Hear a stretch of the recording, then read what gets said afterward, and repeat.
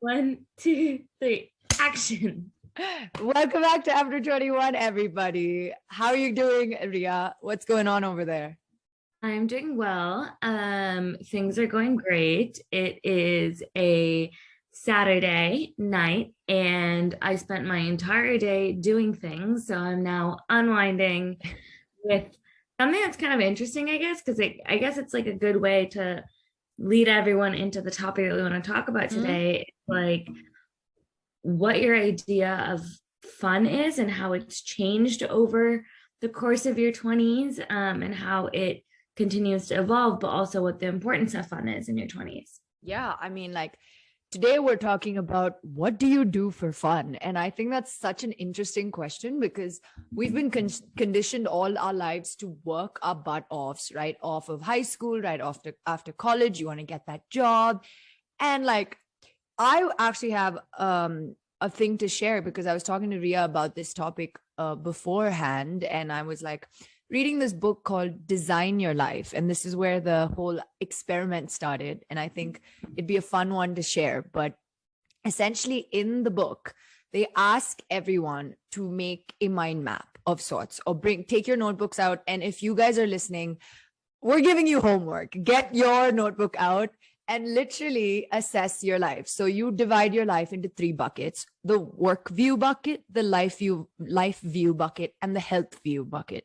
And the work view bucket is everything you do for your job. So what does your job mean? What do you do to sustain your lifestyle, etc.? Life view is what do you do for fun? Like, what do you actually do for fun? And the health view is what do you do to keep yourself fit? So nutrition, fitness, etc.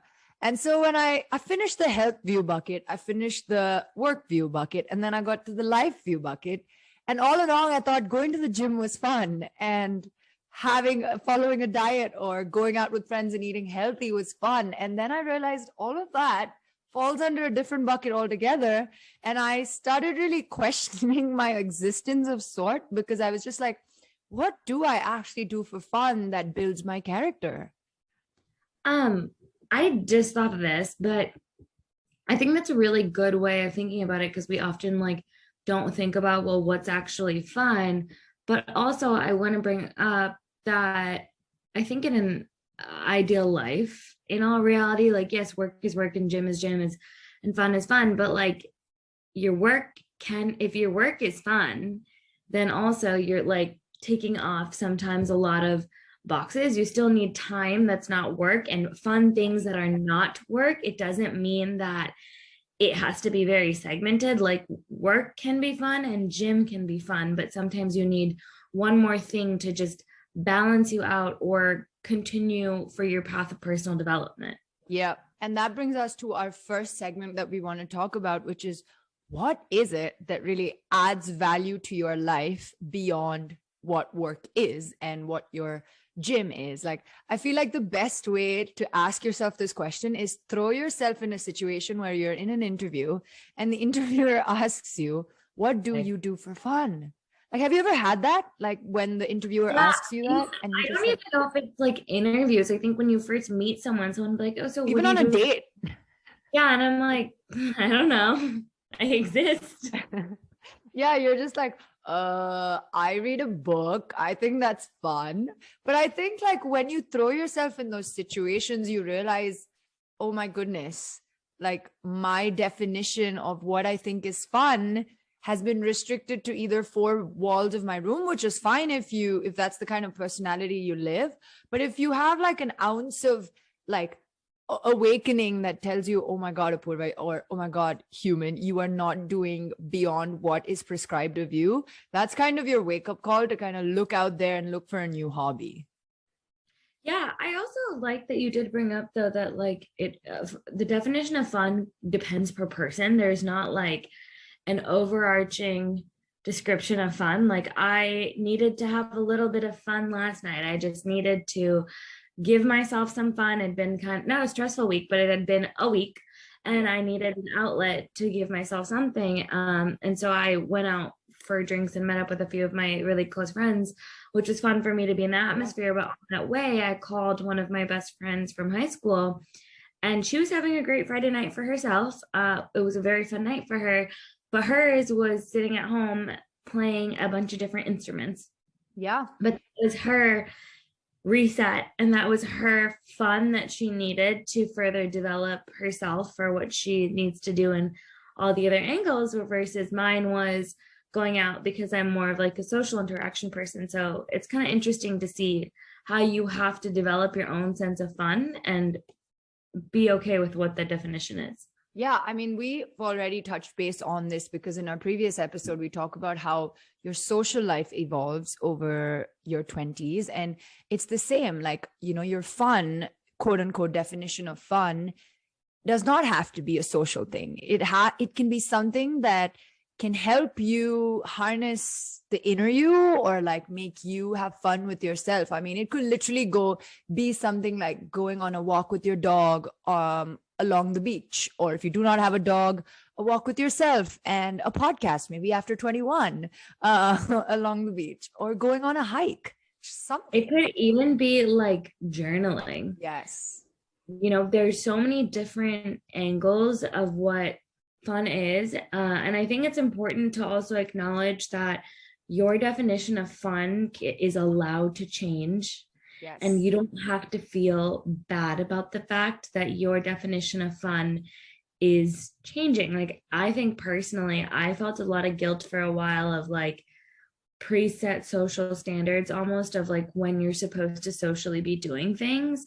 And it took me a little bit to be like, no, sometimes like it needs to come according to my schedule, not an undefined social schedule that we've just whipped out of thin air and said this is the social schedule to follow. Yeah.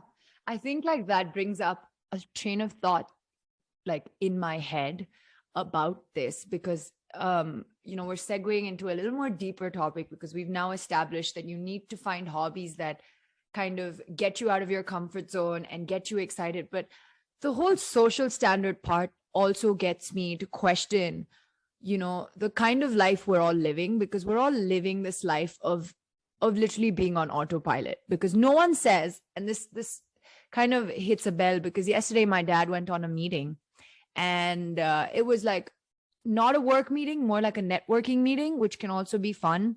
And he hadn't done that in a really long time. So he was headed out the door, and I said, have fun, Dad. Like, go have fun. He looked at me and he said, have fun.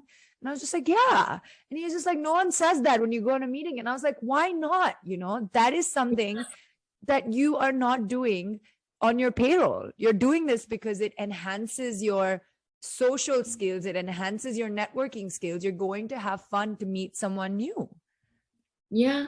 I mean, I think it also is a little bit of like a mindset shift that we need to all work on, which is like, you have to always have different levels of fun, but at the same time, you can ensure to integrate different levels of fun into your life. Yeah. Certain parts are just not going to be fun. Certain parts are things you just don't want to do. Yeah. I spent most of my week last week on Excel sheets. Hate it. Not fun. But it balances out with a different type of fun, or then I know to balance it out with another type of fun. So it's kind of like, we can also approach every situation saying like, oh, this is something fun for me, or this is something that is a fun part of a tedious task, or whatever that is, to also make it lighter for yourself. Yeah. I mean, I think that brings us to our takeaway, which is, you've established what your quote unquote fun is. Next part of it is to kind of analyze your week or analyze your month with the idea of incorporating some kind of fun in your life, because your non-negotiables in life are your work. Sometimes if you are a health-centric person, your non-negotiables in your life is your gym, or if you want to go out and play with your friends, or some sort of sport that you want to incorporate, that's your non-negotiable. The fun part is the negotiable part that you can incorporate in your life. So like, essentially approaching your life with the idea of maybe even just incorporating 2 hours of going out with your friends, going on a hike, journaling, whatever you think works for you is, the whole idea of this. Yeah.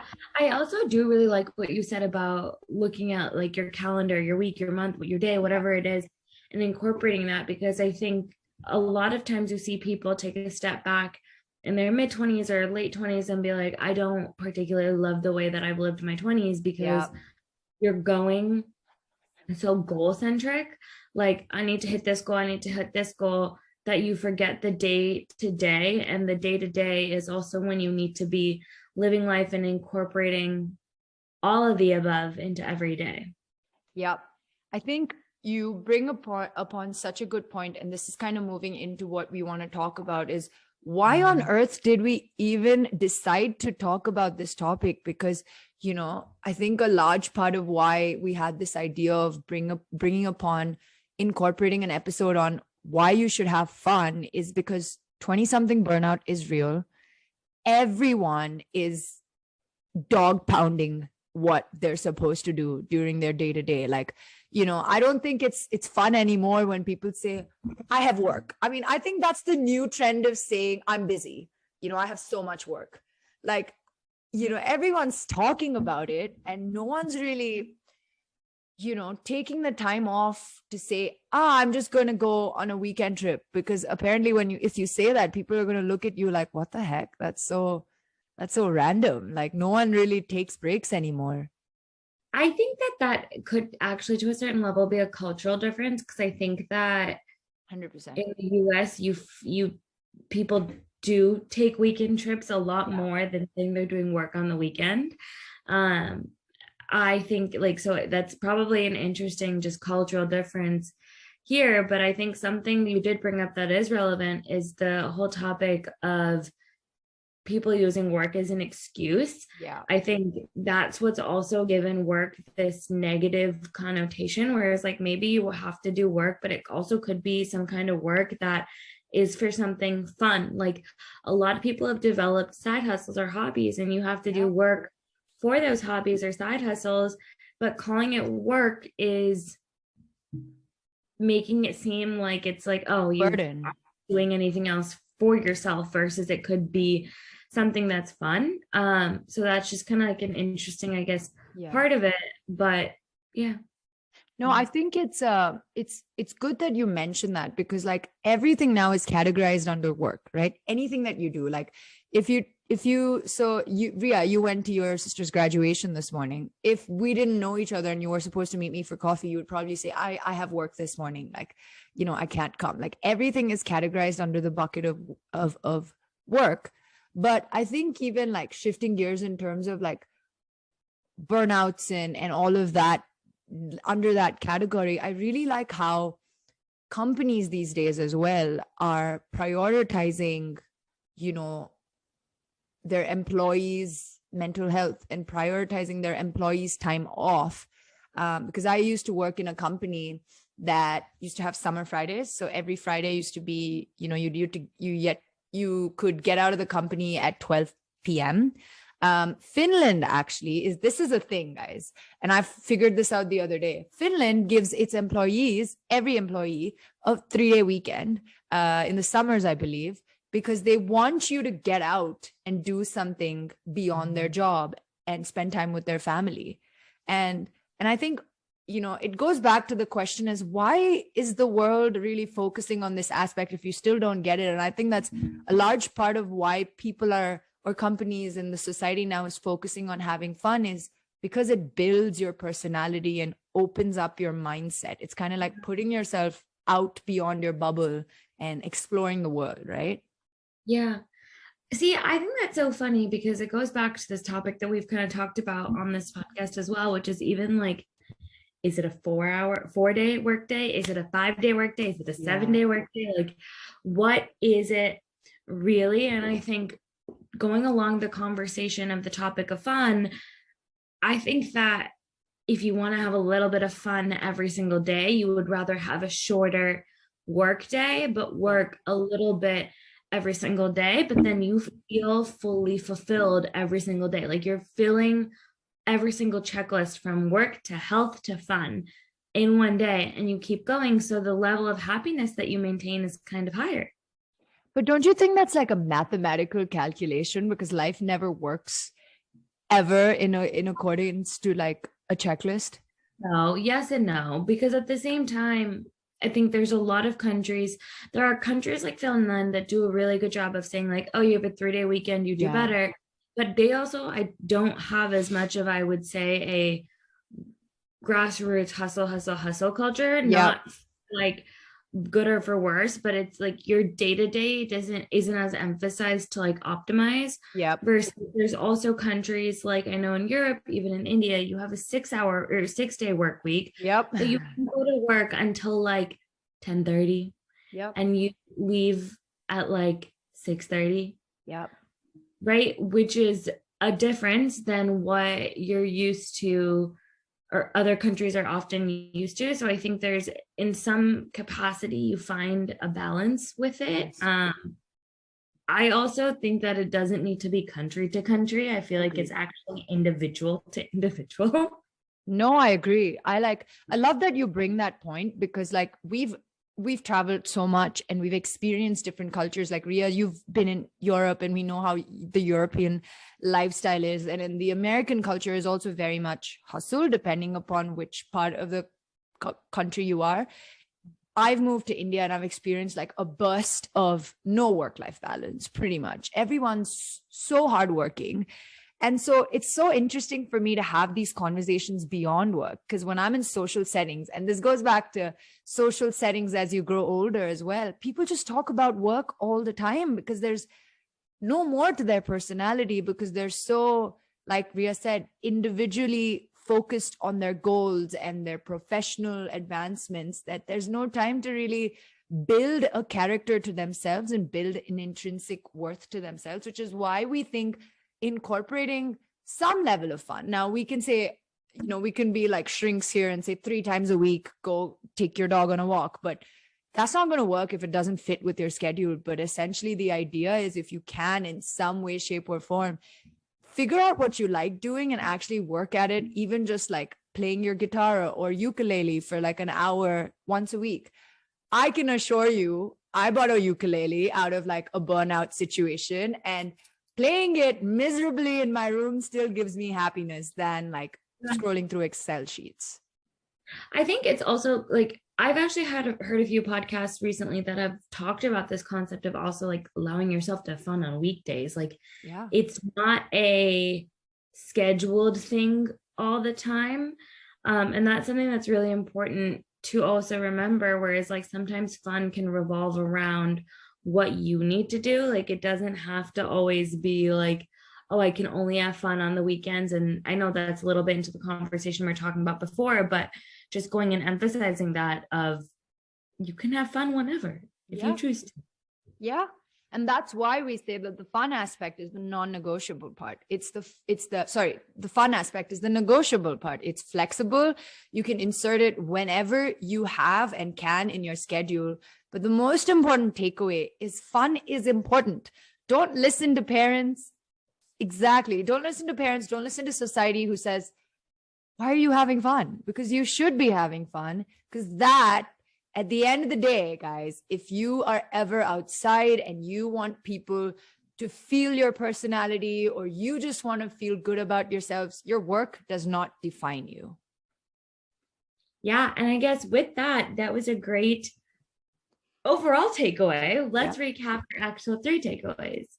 Number 1 is figure out what kind of fun you want to have in your life. What is that hobby that you may want to pursue, and try, if not fully incorporating it, try incorporating it in your life. Number 2 is fun is flexible. Fun doesn't have to be defined by a certain social standard, and fun doesn't have to be defined by a certain social timeline. Find out what your level or definition of fun is when it comes to timing and allow yourself the grace to experience it. And lastly, fun is important. Fun is important not for your technical skills, not for your professional skills, but actually for your intrinsic worth and for you to feel your character and bloom your personality. With that, guys, we just wrapped up another fun episode. And we hope that you guys enjoyed this episode as well. And we will see you next hump day with another episode. So thanks, guys. Thanks, guys.